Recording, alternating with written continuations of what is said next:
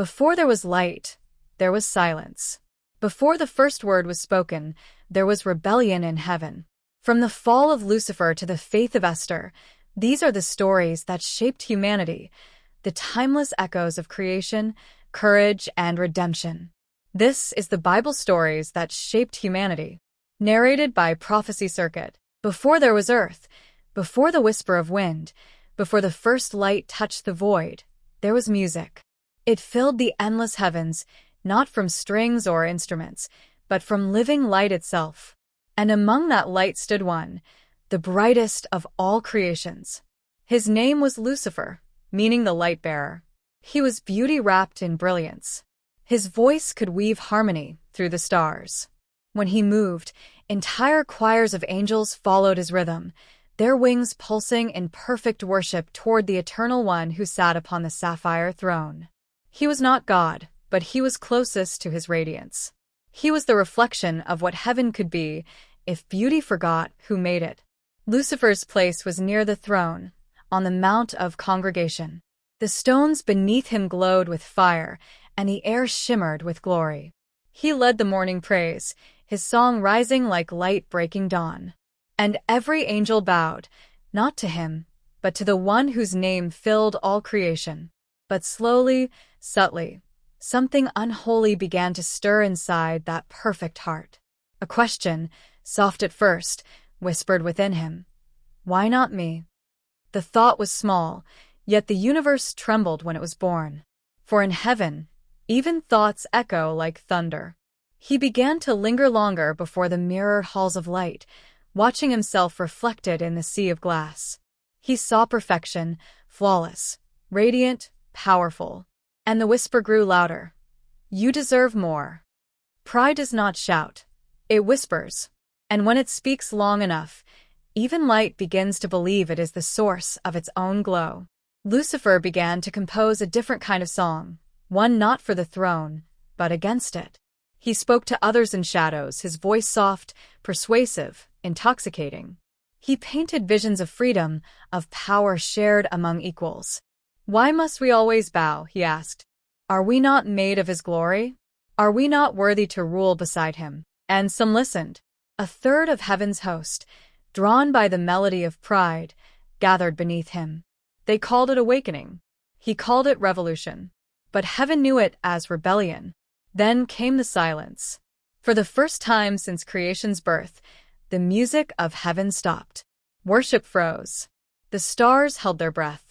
Lucifer stood before the throne, his wings spread wide, his eyes burning like fractured light. Around him, the rebellious angels formed a storm of defiance. Behind the throne, the faithful ones waited, Michael among them, sword blazing like a comet ready to strike. Lucifer spoke first.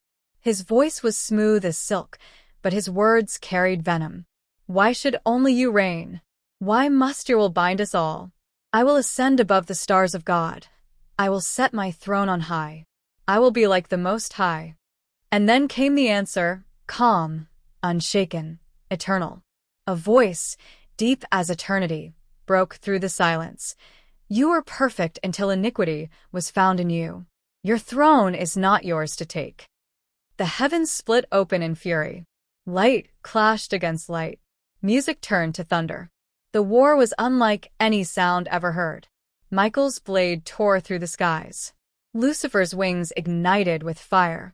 Millions of angels, once brothers, turned upon each other. Every strike echoed through dimensions, glory against glory, light against corrupted light. Lucifer fought not with strength, but with persuasion. Even in battle, his words twisted through hearts. You fight for a tyrant, for eternity chained by obedience. But Michael answered, his voice roaring like 1,000 storms. Better a servant in heaven than a king in ruin. With that, the sword fell, and the heavens trembled. The morning star fell. Through the gates of eternity, he was cast down, through storms of fire, through endless void, until he struck the forming earth like lightning. The stars mourned. The throne remained. Heaven's song resumed, yet it was forever changed. One note was missing, the note that once made worship whole. Where light had fallen, shadows began to gather. Lucifer, broken but not destroyed, opened his eyes upon the new world, a world he could twist, corrupt, and claim. He rose among the ashes of his own pride. No longer Lucifer, the light-bearer. Now he was Satan, the adversary, the one who would rather rule in darkness than bow in light. He looked toward the distant horizon where the Creator's hand was shaping clay, a new being formed in God's image, fragile yet divine. And Lucifer whispered into the wind, "If I cannot rise to heaven, I will drag heaven's creation down to me." The battle that began in heaven was not over. It had only changed its battlefield. From the silence of heaven to the soil of earth, a war unseen began between pride and obedience, light and shadow, truth and deception. And all of creation became the stage for one eternal question: who will you worship? Our second story is the Garden of Eden, when heaven touched earth. Before time began to count, before sound filled the air, there was silence, holy, endless, and alive with the breath of God. Then, with a whisper that echoed through eternity, he spoke, "Let there be light." And light obeyed. Darkness trembled and fled. The first sunrise spilled across creation like golden fire awakening a dream. The heavens stretched wide, oceans shimmered like liquid glass, and mountains rose like folded prayers. God shaped every leaf, every feather, every grain of sand with a craftsman's care. And in the middle of it all, he planted a garden, a place unlike any other. He called it Eden. It was not just soil and trees. It was the very meeting place between heaven and earth, a sanctuary where divine presence walked freely among creation. Then, from the dust of the earth, God formed man. He shaped him with his hands, every curve, every line carved with purpose.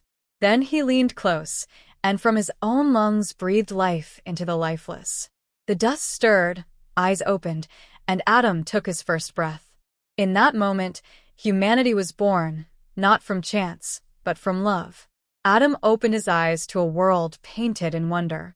Light shimmered through crystal rivers, and the scent of new rain filled the air.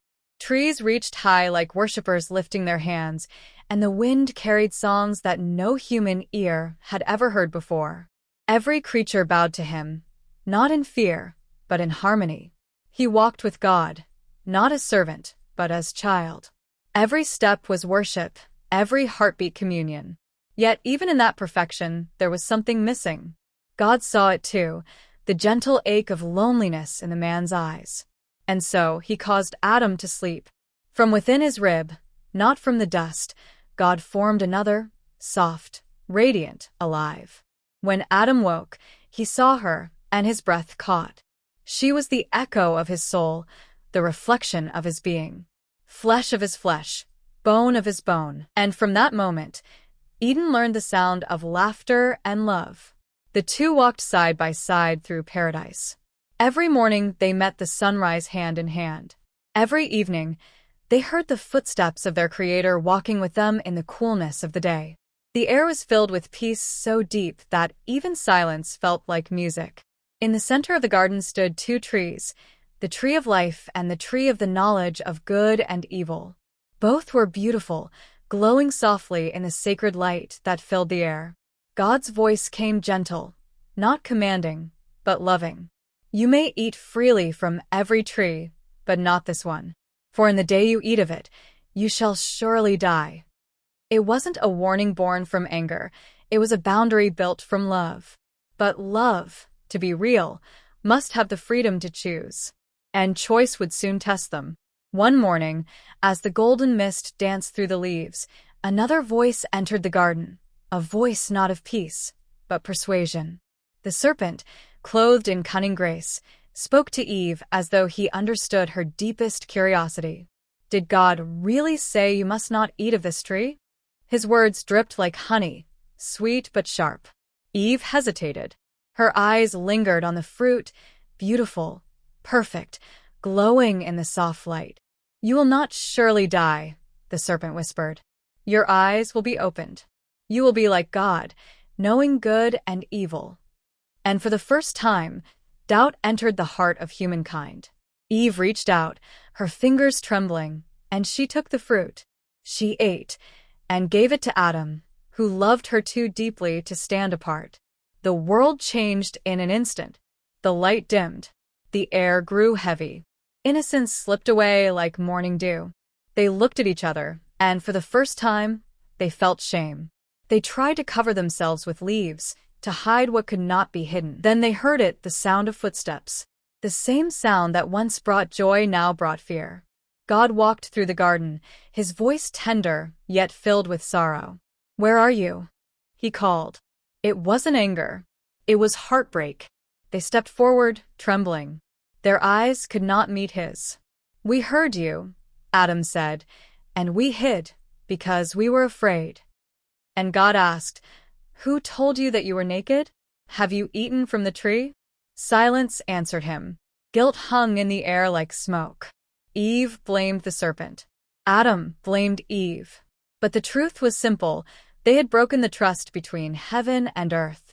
The sentence came, not as rage, but as reality. Pain would now walk with birth. Labor would come with sweat. The earth would yield thorns as well as fruit. And the perfect garden would no longer be home. Yet even then, mercy appeared. God made garments of animal skin to clothe them, a quiet act of grace, a sign that blood would one day cover sin. Then, with a heavy heart, he sent them away. Cherubim stood at the gate with flaming swords, their light sealing Eden from human touch. The garden that once sang with peace now stood silent, waiting. As Adam and Eve walked into the unknown, a single seed fell from Eve's trembling hand. It landed in the dust beyond the gate. And though the angels guarded Eden, the seed took root. Its leaves stretched toward the sky, whispering a promise that heaven would one day touch earth again, not through a garden, but through a cross. The story of Eden didn't end with exile. It began a journey back home. Because the same God who breathed life into dust still breathes hope into hearts. And though we no longer walk those perfect paths, every act of faith, every whisper of love, every tear of repentance carries us closer to the day when Eden will bloom again and heaven will touch earth once more. Now we move on to Cain and Abel. It's a story number 3. Cain and Abel were the first sons of Adam and Eve, born into a world that had just learned the weight of sin. Abel tended the flocks, his hands gentle and careful with the creatures of the field. Cain worked the soil, planting and harvesting, shaping the earth with sweat and strength. Both gave offerings to God, each from the best of what they had, seeking favor from the one who had given them life. God looked upon Abel's offering with favor, for it came from a heart of devotion. Cain's offering, though abundant, was not received in the same way. The reason was not the gift itself, but the heart behind it. Cain's heart began to darken with confusion and anger. He could not understand why God's favor had turned to his brother. The seed of jealousy, planted in that first heart, began to grow. God spoke to Cain, his voice patient but firm. "Why are you angry? Why has your countenance fallen? If you do well, will you not be accepted? But if you do not do well, sin crouches at the door. Its desire is for you, but you must rule over it." Cain heard the warning, but pride and envy had already begun to whisper louder than reason. One day, as they were in the field, the whisper became action. Cain invited Abel to walk with him, and in a moment of rage and envy, struck his brother. The life that had flowed from God into Abel was spilled on the ground. For the first time, blood of one human being stained the earth, marking a turning point in the story of humankind. God called out to Cain, asking, "Where is your brother Abel?" Cain replied, voice trembling but defiant, "I do not know. Am I my brother's keeper?" The answer carried the weight of the first lie, the first deflection of responsibility, a shadow over the face of humanity. God saw the truth, the hidden heart, and pronounced judgment. Cain would be cursed, no longer able to yield the soil he had tilled. The earth would no longer give him its strength, and he would wander, a restless fugitive upon the land. Yet even in judgment, mercy was woven in. God marked Cain so that no one would kill him, a sign that even in the first act of bloodshed, life was still precious and protected. Cain went out from the presence of the Lord and dwelled in the land of Nod, east of Eden, carrying with him the sorrow and the weight of the first murder. And the earth remembered the blood of Abel, a reminder that sin bears consequences, that jealousy can destroy, and that humanity must learn to master the desires of the heart. The story of Cain and Abel became the first lesson etched into the history of mankind. Jealousy teaches the cost of sin, the price of giving into darkness, and the need to guard the heart against envy. Even in a world marred by the fall, God's presence remained, guiding humanity toward justice, mercy, and the hope of redemption. It's story number 4, Noah's Ark, Mercy Beneath the Storm. In a world that had turned away from God, where hearts were filled with violence and corruption, one man walked faithfully among the fallen. His name was Noah. He was righteous in his generation, blameless in his ways, and he found favor in the eyes of the Lord. While the earth groaned under the weight of human wickedness, Noah's heart remained steadfast, listening for the voice of the one who created the heavens and the earth. God spoke to Noah, his voice cutting through the silence of a world gone astray. The end of all flesh has come, because the earth is filled with violence through them. Make an ark of gopher wood. You shall bring into it 2 of every living creature, male and female, and save them with you. For I will bring a flood upon the earth to cleanse it, to make all things new. Noah obeyed, though the sky had not yet cried, and the rivers had not yet risen. He measured, he sawed, he built, hammering hope into the wooden frame that would float above judgment. The people laughed and scorned him. They could not see the storm that had not yet fallen. They mocked the vision of a man who trusted in a promise written by God's own hand. Day by day, Noah labored. The ark grew under his hands, a fortress of salvation amid a world blind to its coming doom. He gathered the animals, 2 by 2, as God had commanded, and led them into the vessel that would preserve life itself. Lions, lambs, birds of every feather, creeping things that crawled upon the earth, each found a place in the ark, guided by divine design and human obedience. Then the heavens opened. Rain fell in torrents, first as whispers, and then as the roar of the flood. Mountains disappeared beneath the swelling waters, cities were swallowed, and the cries of a world steeped in sin rose to the skies. But inside the ark, Noah and his family were safe. Mercy had a roof, and hope had a hull. For 40 days and 40 nights, the storm raged without cease. The earth was cleansed in water, and all that was corrupt was carried away, leaving behind the promise of a new beginning. Yet Noah did not despair. He trusted in the covenant of God, and he prayed, keeping faith when every drop of water could have drowned hope itself. When the rain ceased and the waters began to recede, the ark came to rest upon the mountains of Ararat. Noah opened a window and released a raven, then a dove, to seek dry land. The dove returned with an olive leaf, a single sign that life had endured and that mercy had triumphed over destruction. Noah and his family stepped out onto a cleansed earth. The animals followed, each taking their place in the new creation. God set a rainbow in the sky, a covenant written in color and light. Never again would a flood destroy the earth. It was a reminder that even in judgment, there is mercy. Even in sorrow, there is hope. The story of Noah's Ark became a testament to obedience, faith, and the power of a single righteous life to preserve the future.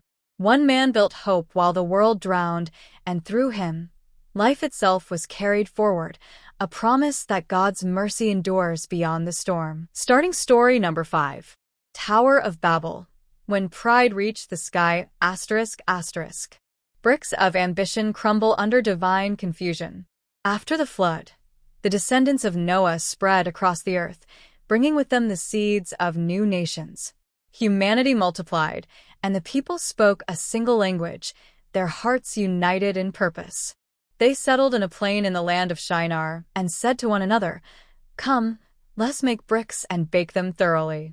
Let's build a city with a tower that reaches the heavens, so that we may make a name for ourselves and not be scattered across the earth." Their ambition was bold. their vision soaring.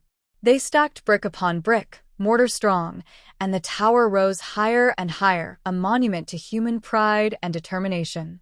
Each hand that lifted stone and spread mortar carried the desire to rival heaven itself. They believed that their unity and ingenuity could overcome the limits of the world, that they could touch the very throne of God with their creation. But pride blinds the heart. God looked upon the city and the tower with sorrow, for humanity had forgotten its place. The people were not evil in thought, but they had placed themselves above obedience, seeking glory without humility. Their unity, which could have built wonders in service of goodness, had become a ladder to vanity. To halt their ambition, God confounded their language. Suddenly, the words that had been shared so freely became foreign, incomprehensible. Commands were misunderstood, cooperation failed, and the tower that had reached toward the sky stood incomplete. Confusion spread through the city as the people struggled to communicate, and frustration replaced ambition. Scattered and bewildered, humanity left the plain. Some journeyed east, some west, some north, and some south, carrying with them the seeds of new nations, new languages, and new cultures. The once grand city remained, a silent monument to human pride and the limits of self-exaltation. Its unfinished bricks whispered a lesson across generations. Ambition without humility crumbles, and the heights of the sky belong only to God. The story of the Tower of Babel became a warning to all who seek greatness for its own sake. Even the tallest tower, built with the strongest bricks and the hardest hands, cannot stand against divine wisdom. Humanity learned that unity in purpose is a gift, but only when tempered with obedience and humility can it reach its true potential. Now we reach story number 6, the test that shook the heart of a father and echoed through eternity. Abraham's test, the mountain of surrender ****. Faith walks where reason cannot follow. The sun rose gently over the hills of Moriah, its golden light brushing the tents of an old man named Abraham. His beard was white, his body weary, but his heart still carried the echo of a promise, a covenant from God that through his son, Isaac, the nations would be blessed. Isaac, the child of laughter, had been born when hope itself had withered. He was the miracle of Sarah's barren years, the living proof that God's word never fails. One night, as the world slept, a voice came to Abraham, clear, commanding, and unshakable. "Abraham." He answered, "Here I am." Then came the words that pierced deeper than any sword. "Take your son, your only son Isaac, whom you love, and go to the land of Moriah. Offer him there as a burnt offering upon one of the mountains I will show you." The silence that followed was heavier than thunder. No father could imagine such a command. Yet Abraham, who had walked with God through deserts and storms, did not argue. He rose early the next morning, saddled his donkey, and split the wood for the sacrifice. With Isaac beside him and 2 servants following, he set out toward the mountain. For 3 days they journeyed in quiet. Each sunrise carried a weight heavier than the last. When the mountain finally appeared in the distance, Abraham told his servants, "Stay here with the donkey. The boy and I will go over there and worship, and then we will come back to you." Isaac carried the wood upon his back, and Abraham held the fire and the knife. As they climbed, the boy looked up with innocent eyes and asked, "Father, where is the lamb for the burnt offering?" Abraham's voice trembled, but his faith stood firm. "God himself will provide the lamb, my son." They reached the summit. Abraham built an altar, laid the wood, and gently bound his son, his promise, his joy, his very heart. With tears that blurred the sky, he lifted the knife. But before it could fall, the angel of the Lord called out, "Abraham, Abraham." He froze, his hand suspended in air. "Do not lay your hand on the boy. Now I know that you fear God, for you have not withheld your only son from me." Abraham lowered the knife, breath shaking, and saw behind him a ram caught by its horns in a thicket. He untied Isaac, gathered him in trembling arms, and offered the ram in his place. The mountain that had once felt like an altar of loss became a place of mercy. Abraham named it Jehovah-Jireh. The Lord will provide. And from that day, the promise continued, that through faith and obedience, blessings would pour forth for generations. Abraham descended the mountain not as a broken man, but as one who had seen the faithfulness of God face to face. Now we reach story number 7, a tale of dreams, jealousy, and divine providence, where the lowest pit became the road to the highest throne. Joseph's dream, from the pit to the palace. Betrayal becomes the path to destiny. Joseph was the 11th son of Jacob, born to him in his old age through Rachel, the woman he loved most. From the moment Joseph came into the world, favor followed him. Jacob made him a coat of many colors, a garment unlike any other, woven with threads of love and pride. But in a house filled with brothers, favor breeds jealousy. Joseph's brothers saw their father's affection and felt the sting of envy. Yet what stirred their hearts most were Joseph's dreams. One night, he told them, "We were binding sheaves in the field, and my sheaf rose and stood upright, while your sheaves gathered around and bowed down to mine." His brothers glared. "Do you intend to reign over us?" But the dreams did not stop. Again Joseph spoke, "I saw the sun, the moon, and 11 stars bowing to me." Even Jacob rebuked him, yet quietly pondered the meaning. Those dreams were not born of pride, but of purpose, a whisper of destiny that only time could reveal. One day, when Jacob sent Joseph to check on his brothers in the fields of Dothan, their jealousy boiled into hate. As they saw him coming, wearing his colored coat and innocence, they conspired. "Here comes the dreamer," one said. "Let's kill him and see what becomes of his dreams." But Reuben, the eldest, pleaded, "Do not shed blood. Throw him into the pit." So they stripped him of his coat and cast him into a dry well. Alone and terrified, Joseph cried out, but the desert winds carried his voice away. While he lay in darkness, his brothers sat nearby eating bread, their hearts hardened by envy. Then a caravan of Ishmaelite traders appeared on the road to Egypt. Judah said, "What gain is there if we kill our brother? Come, let us sell him." They pulled Joseph from the pit and sold him for 20 pieces of silver, the price of betrayal. His brothers dipped the colored coat in goat's blood and brought it to their father. Jacob tore his garments and wept, believing his beloved son devoured by wild beasts. In Egypt, Joseph was sold to Potiphar, an officer of Pharaoh. Even as a slave, the favor of God did not leave him. Everything Joseph touched prospered, and soon he was made overseer of Potiphar's house. But temptation came through Potiphar's wife, who sought to lie with him. Joseph refused, saying, "How could I do this great evil and sin against God?" In her fury, she accused him falsely, and he was thrown into prison. Behind iron bars, Joseph's dreams seemed lost. But even in the shadows, the light of God found him. The keeper of the prison trusted him, and soon Joseph was placed in charge of all the prisoners.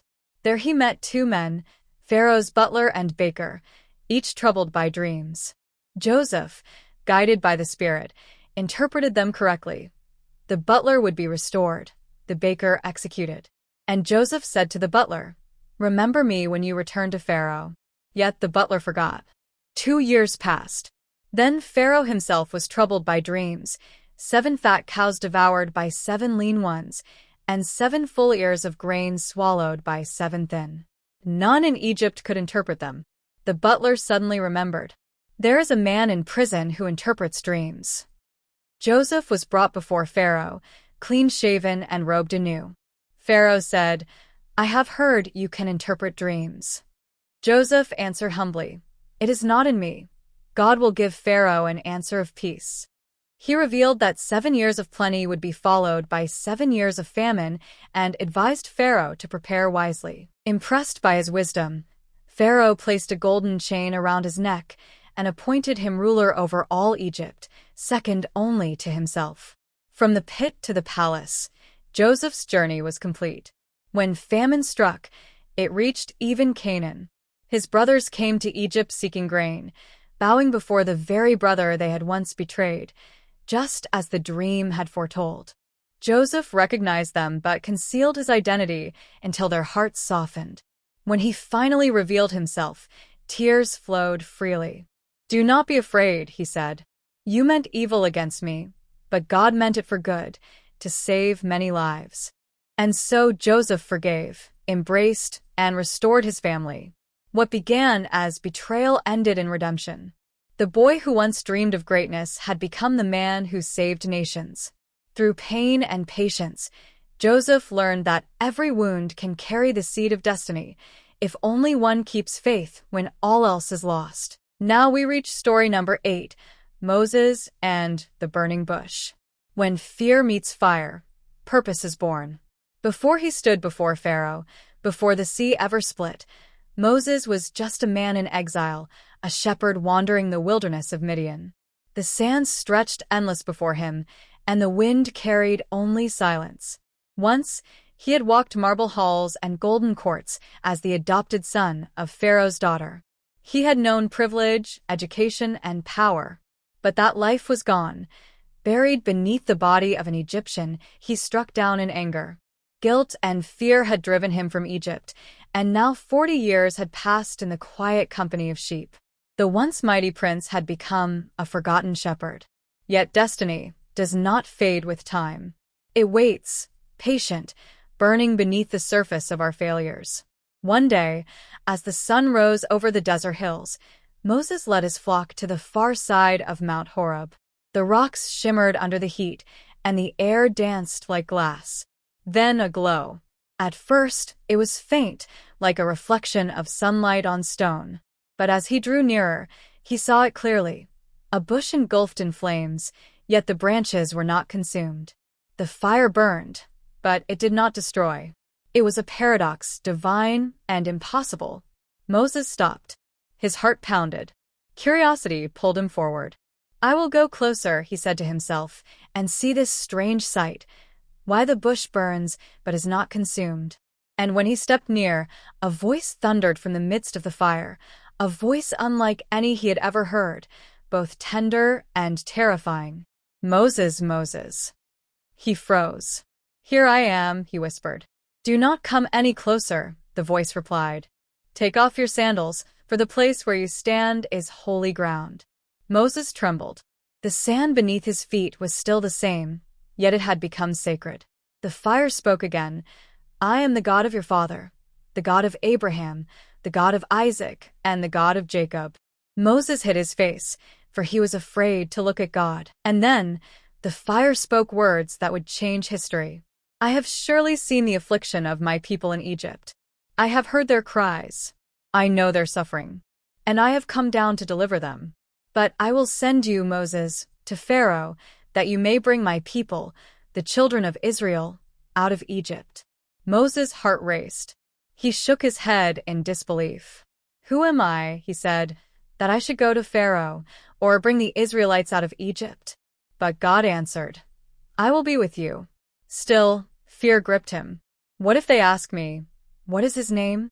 What shall I say to them?" And the fire blazed brighter as God spoke the name that eternity bows to. "I am who I am." "Tell them," said the voice, "I am has sent you." The desert fell silent again. The bush still burned, yet the fire no longer frightened him. It drew him in. Purpose had found him, in his weakness, in his exile, in his doubts. Moses knelt, his face to the ground. The sand beneath him felt like holy memory. He knew his life would never be the same. The boy who once floated on the Nile, the man who once fled from murder, was now the chosen messenger of the Almighty. And as he rose, the fire behind him flickered like a living promise, not of comfort, but of calling. The journey ahead would break him, stretch him, and test him. Yet within that call was power, power to confront kings, to part seas, and to lead a nation out of chains. Moses took his staff, the same one that had guided his flock for years, and began his walk back toward Egypt. The same land he once escaped was now the land he would return to, not as a fugitive, but as a prophet. As he disappeared into the horizon, the bush continued to burn, not dying, not dimming. It was a symbol eternal, that God's presence does not consume, it transforms. And from that mountain of fire, the story of deliverance began. One shepherd, one voice, one unending flame lighting the way from bondage to freedom. Now we reach story number 9, the Exodus, when the sea split open. Chains break as faith walks between walls of water. Egypt had been a cage for 400 years. The cries of God's people had risen like smoke from the desert, and heaven had finally answered. The plagues had come. Water turned to blood, skies darkened, locusts devoured, and death itself had passed through Pharaoh's kingdom. But even as Egypt trembled, the heart of its king remained hard as stone. It was only when the firstborn of the land lay still in silence that Pharaoh broke. He called for Moses in the night and said, "Go, take your people and leave." So, beneath the silver moon, the Israelites gathered. They carried their children, their few belongings, and the bones of their ancestors. The road to freedom began under stars that had witnessed their tears for generations. The air was heavy with disbelief. After centuries of chains, they were finally walking free. But freedom often begins with fear. They marched through the wilderness, led by a pillar of cloud by day and a pillar of fire by night, God Himself guiding their path. The fire burned not to destroy, but to direct. Yet as they reached the shores of the Red Sea, a distant sound began to echo behind them, the rumble of chariots. Pharaoh had changed his mind. The might of Egypt was coming. Panic spread like wildfire. The people cried out, "Moses, were there no graves in Egypt that you brought us here to die in the wilderness?" The sea roared before them, the army thundered behind them, and fear swallowed faith. But Moses stood tall, his eyes lifted toward heaven. "Do not be afraid," he said. "Stand firm, and you will see the salvation of the Lord." Then, at God's command, he raised his staff over the sea. A wind began to blow, fierce and unrelenting. The waters trembled, then split apart. What was once chaos became a path. The sea stood on both sides like crystal walls, and the seabed turned dry beneath their feet. The impossible had opened before them. The people moved forward, thousands upon thousands, walking through a valley of water, eyes wide with wonder and fear. The roar of the sea was behind them, yet not one drop touched them. The pillar of fire stood guard at their back, holding the Egyptian army at bay. But Pharaoh's pride would not rest. He commanded his chariots into the path that only faith could walk. The wheels clattered, the horses screamed, and the sound of iron filled the night. Then, as the last of Israel stepped onto the far shore, God spoke again. Moses turned and stretched out his hand over the sea. The winds ceased. The walls of water shivered, then collapsed with a sound that shook the earth. The ocean swallowed the army whole. Chariots vanished beneath the waves, and the sea closed its mouth over Egypt's pride. The morning sun rose, shining on a silent shore. The waters were calm again, as if nothing had ever happened. But on the other side stood a nation reborn. The slaves had become survivors, and the survivors had become witnesses. Then, from the stillness, a song rose, the first song of a free people. Miriam took her tambourine and led the women in dance, her voice echoing across the sea. "Sing to the Lord, for he has triumphed gloriously. The horse and its rider he is thrown into the sea." The desert stretched ahead, vast and uncertain, but they were no longer afraid. The same God who split the waters would guide them through the wilderness. The same fire that led them out of Egypt would light their nights of doubt.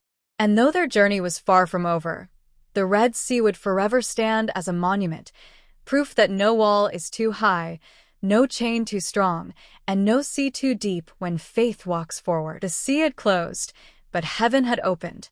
The God who conquered Egypt now walked with his people, one step, one miracle, one promise at a time. Now we reach story number 10, the 10 Commandments, words written by fire. God's law descends upon trembling mountains. The wilderness stretched endlessly before the children of Israel, a land without walls, a sky without mercy, and a people learning freedom for the first time. They had escaped Egypt's chains, but their hearts still carried the weight of slavery. Freedom without guidance is a storm without a compass. And so, God led them not just to escape, but to understand. Their journey brought them to the foot of Mount Sinai, a mountain that would soon burn with heaven's voice. The camp stretched across the desert plain, tents scattered like tiny seeds beneath the shadow of the great mountain. The air was still, but there was a sense of waiting, of something vast about to unfold. Then, one morning, a cloud began to descend upon Sinai's peak, thick, dark, alive with fire and lightning. The mountain trembled, and the sound of a trumpet, not blown by human lips, echoed through the valley. The people fell on their faces. Fear filled the air like thunder. Moses alone climbed the smoking mountain, his figure small against the blazing sky. The rocks burned beneath his feet, yet the fire did not harm him. He entered the cloud, and there, heaven met earth. And then God spoke. His voice rolled through the mountains, deep, resonant, uncontainable. It was not a voice of suggestion, but of sovereignty. The words were not just commands, they were revelations, the foundation of what it means to live in covenant with the holy. I am the Lord your God, who brought you out of Egypt, out of the house of slavery. You shall have no other gods before me. You shall not make for yourself any idol. You shall not take the name of the Lord your God in vain. Remember the Sabbath day, to keep it holy. Honor your father and your mother. You shall not murder. You shall not commit adultery. You shall not steal. You shall not bear false witness. You shall not covet. Each word struck the air like fire. The mountain shook. The people trembled. And even the stones seemed to listen. Lightning crowned the summit as God himself inscribed the words upon tablets of stone, written not with ink, but with flame.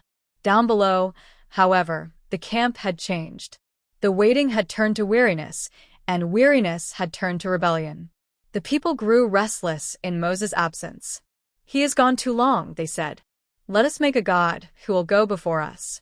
And so they gathered their gold, the treasures they had carried from Egypt, and melted them into a single image, a golden calf. They danced and sang before it, calling it their deliverer.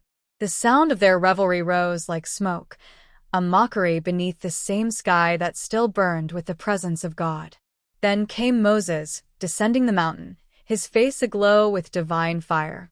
But when he saw what they had done, his heart broke. Rage and sorrow intertwined. The tablets, the covenant of heaven, slipped from his hands and shattered upon the stones below. Silence followed. The music of idolatry died in fear. Moses' voice thundered through the camp. Who is on the Lord's side? The ground trembled as the guilty were judged, and grief fell upon the nation. But even in their rebellion, mercy waited. God called Moses again to ascend. Once more, he climbed the smoking heights, not as a victor, but as an intercessor. There he stood, one man pleading for a nation, face to face with the Almighty. And God, in his grace, gave again what they had broken. Up when Moses descended a second time, his face shone with light. The people could not even look at him, for he carried the reflection of God's glory. In his hands were not just stone tablets, but the first written covenant between heaven and earth. The commandments were more than rules.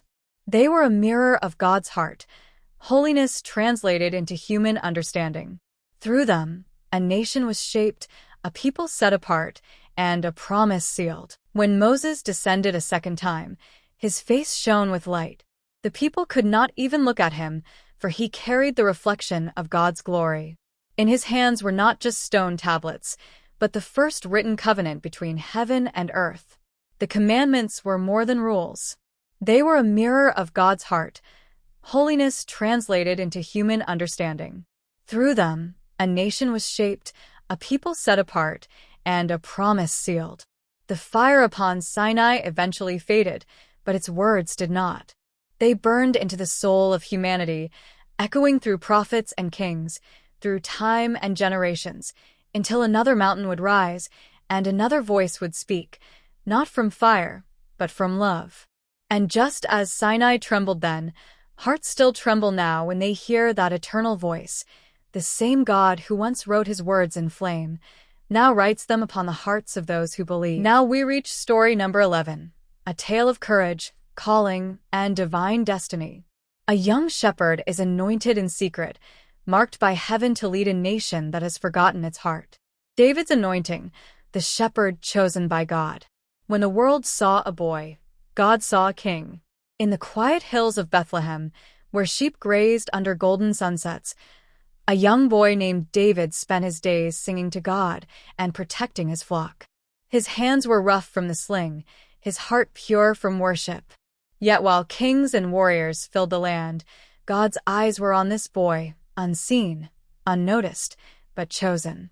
Far away, in the house of Jesse, the prophet Samuel arrived with a horn of oil and a command from heaven to anoint the next king of Israel. Jesse proudly presented his eldest sons, strong, tall, and battle-ready. But as each stood before Samuel, the voice of God whispered, "Not this one." Confused, Jesse brought 7 of his sons, yet still, the prophet shook his head. Then Samuel asked, "Are these all your sons?" Jesse hesitated and said, "There remains the youngest, but he is tending the sheep." "Send for him," said Samuel, "for we will not sit until he arrives." When David entered, the room fell silent. His eyes shone with innocence, yet his presence carried something divine. And God spoke again, "Rise and anoint him, for this is the one." The oil poured over David's head, flowing down like liquid sunlight. In that moment, the Spirit of the Lord came upon him with power. The boy who was forgotten became the one who would one day rule a nation and lead them into worship. From the shepherd's field to the king's throne, David's journey began not with a sword, but with a song, and with the quiet touch of God's hand. Now we reach story number 12, a tale of faith that stood alone against a nation's doubt. When the people wavered and kings bowed before false gods, one man raised his voice to the heavens, daring the sky to prove who truly ruled above. Elijah and the fire from heaven, one man against many. The sky answers when the prophet calls. The land of Israel had turned its heart to idols. King Ahab and Queen Jezebel had filled the nation with the worship of Baal. Altars of lies stood on every hill, and the people's faith had grown cold. But among them rose one man who would not bow, Elijah, the prophet of the living God. One day, Elijah stood before King Ahab and said, "Gather all Israel to Mount Carmel, and bring the prophets of Baal. Today, the true God will answer by fire." The people came from every tribe, standing between 2 altars, one for Baal, one for the Lord. Elijah's voice thundered across the mountain, "How long will you waver between 2 opinions? If the Lord is God, follow him. If Baal, then follow him." The crowd was silent. The prophets of Baal began their ritual, shouting and dancing around their altar. From morning till noon, they cried, "O Baal, answer us." But there was no voice, no fire, no God. Elijah watched and mocked gently, saying, "Perhaps he is asleep, or gone on a journey." They cut themselves, desperate for a sign, but still the heavens were silent. As the sun began to set, Elijah called the people near. He repaired the broken altar of the Lord with 12 stones, one for each tribe of Israel. Then he dug a trench around it, laid wood, and placed the sacrifice upon it. To show that no trick was hidden, he poured water over the altar, once, twice, 3 times, until it drenched the sacrifice and filled the trench. Then Elijah lifted his hands and prayed, "O Lord, God of Abraham, Isaac, and Israel, let it be known this day that you are God in Israel, and that I am your servant." The moment his words ended, fire fell from heaven. It blazed like lightning, consuming the sacrifice, the wood, the stones, and even the water in the trench. The people fell on their faces, crying, "The Lord, He is God. The Lord, He is God." On that mountain, faith returned to Israel. The fire that fell was more than flame. It was truth burning through deception, a reminder that heaven still answers the call of one faithful heart. Now we reach story number 13, a tale of courage that would not bend, of faith that turned fear into silence. In a kingdom of power and pride, one man's devotion to God became stronger than the threat of death itself. Daniel in the lion's den, fear silenced by faith. Hunger meets holiness and bows. Daniel was a man of wisdom and integrity, serving faithfully in the court of King Darius. Though he lived in exile, his heart belonged to heaven. The king favored him above all others, and soon, jealousy began to stir among the other rulers.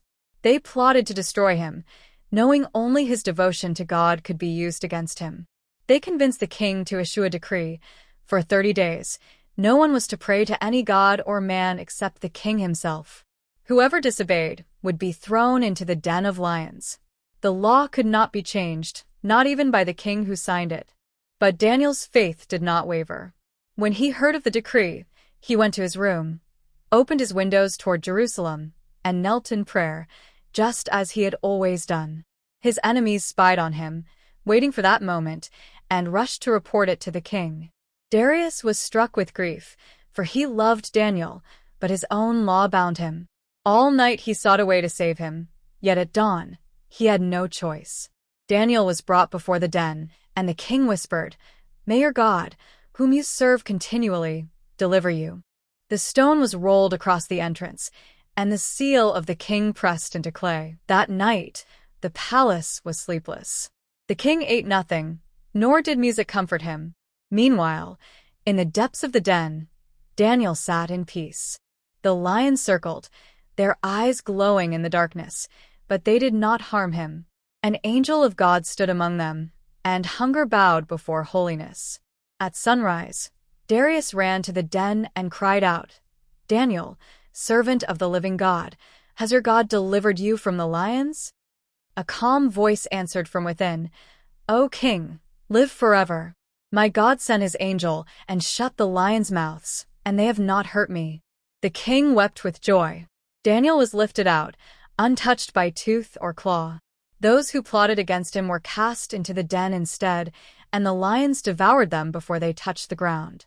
That day, King Darius declared throughout his kingdom that the God of Daniel is the living God, whose kingdom shall never be destroyed. From a pit of death rose a testimony of life, proof that no darkness is strong enough to silence the faith that trusts in the Almighty. Now we reach story number 14, a tale of unshakable faith and divine presence, where the fire meant for destruction became the very stage for God's glory. The fiery furnace. God walks in the flames. 3 men burn yet never break. In the mighty kingdom of Babylon, King Nebuchadnezzar ruled with absolute power. One day, he ordered the construction of a massive golden statue, shining high above the city, and commanded that every person, from ruler to servant, bow before it when the music played. Those who refused would be thrown into a blazing furnace. Among the people were 3 young men, Shadrach, Meshach, and Abednego, faithful servants of God who had been taken from Jerusalem into exile. When the trumpet sounded, the crowd bowed low, but these 3 stood tall. Their loyalty belonged to the Lord alone. Word quickly reached the king, and he was furious. They were brought before Nebuchadnezzar, who glared down from his throne and thundered, "Is it true you will not bow to my image? I will give you one more chance. When the music plays, bow, or you'll be thrown into the fire. And what God can deliver you from my hand?"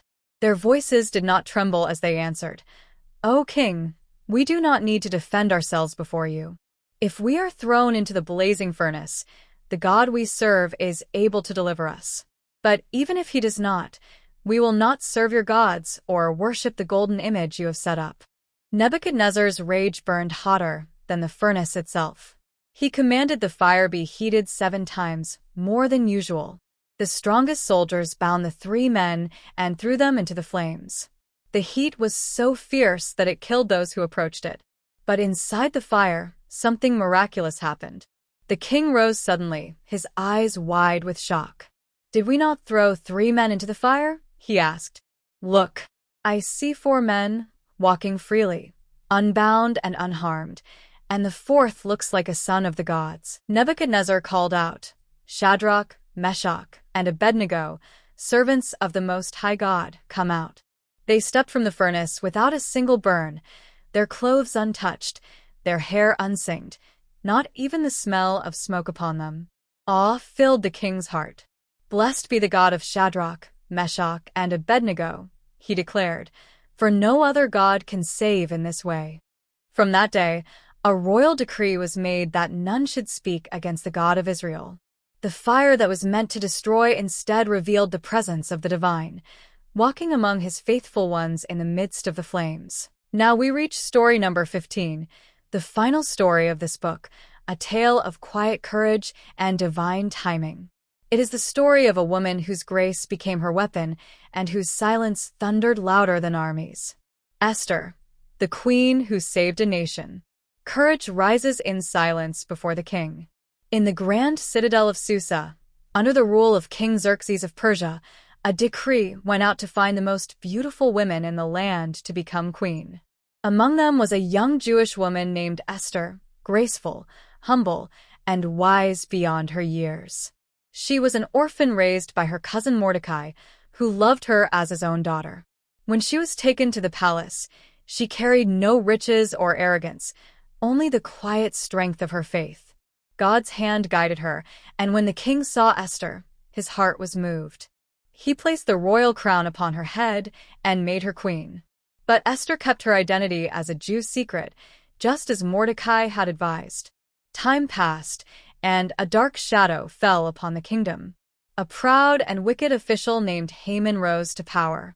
When Mordecai refused to bow before him, Haman's pride turned to fury.